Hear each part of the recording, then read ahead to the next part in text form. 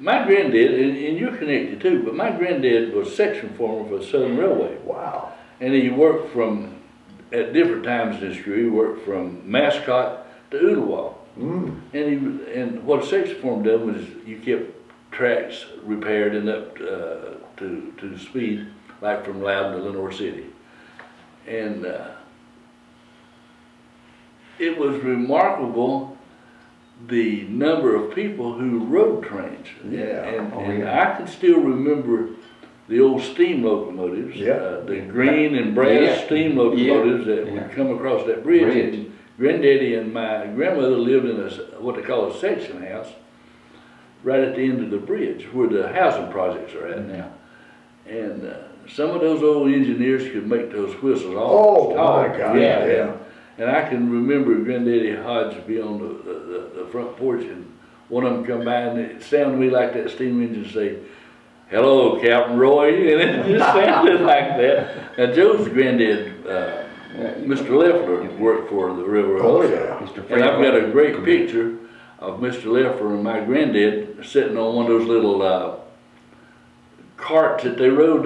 Motor car. Motor car. Yeah, I've got a great picture of them sitting out there. The motor cars, that's the way they got around, and they had little rails that ran sideways, and you'd pick it up, and then I think it had a little house that stayed in it. You'd have to pull it out and turn it around and crank the motor up and put up and down the track. And pickup trucks doing that. Yeah, Paul Leffler, he said that they came here out of Hot Springs, North Carolina, I think in 35 or 36. Yeah.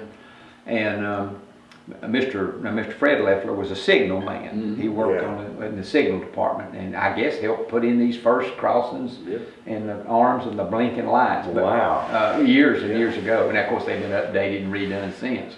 But that's where he worked. I think he worked there about 40-something years, and he left Loudon and he got transferred to Sheffield, Alabama. I remember that. And he had an office.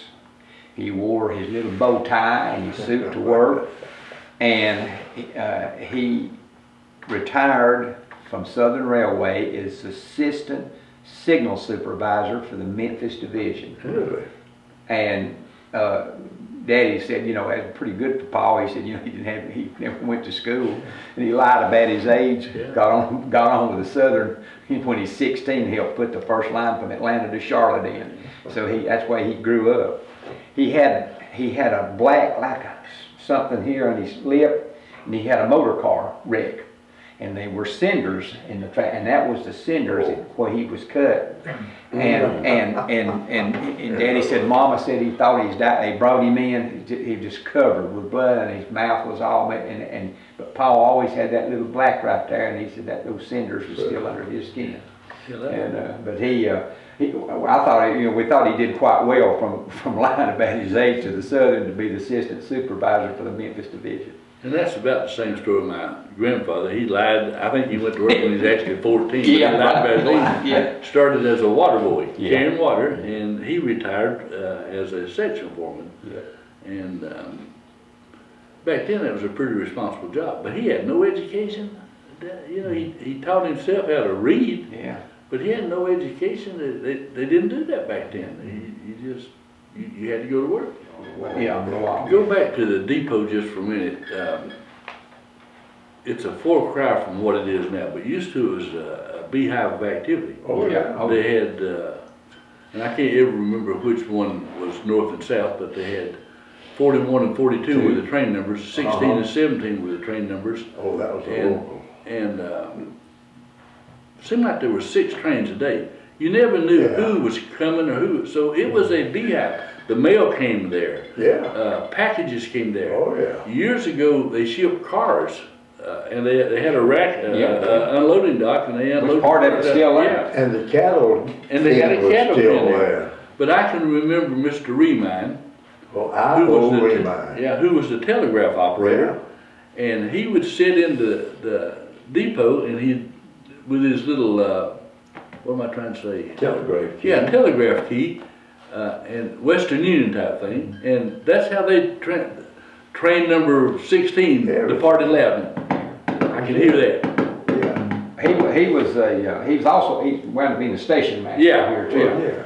And R.M. Gray, my Yeah. grandfather's brother-in-law, who had the R.M. Gray Insurance Agency. He was a telegrapher Yeah. in his early days, and that's what he did up there. Yeah, Which branching off Doc Yearwood, who had a pharmacy license and a law license. Yeah. Unusual to have two things, but he had been a telegraph operator, Yeah. so I was told. And his father before him, one of them had been in Sweetwater, but anyway, they were sitting in the CP, the Cumberland Church, at a funeral, being pallbearers or something. And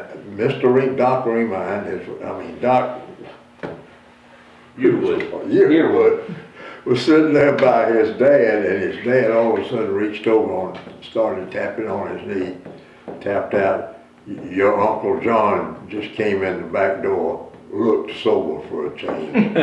Nobody ever sitting there at the funeral, nothing. Francis Yearwood. Francis Yearwood. I Well, he didn't had know. the train stuff. Yeah, yeah.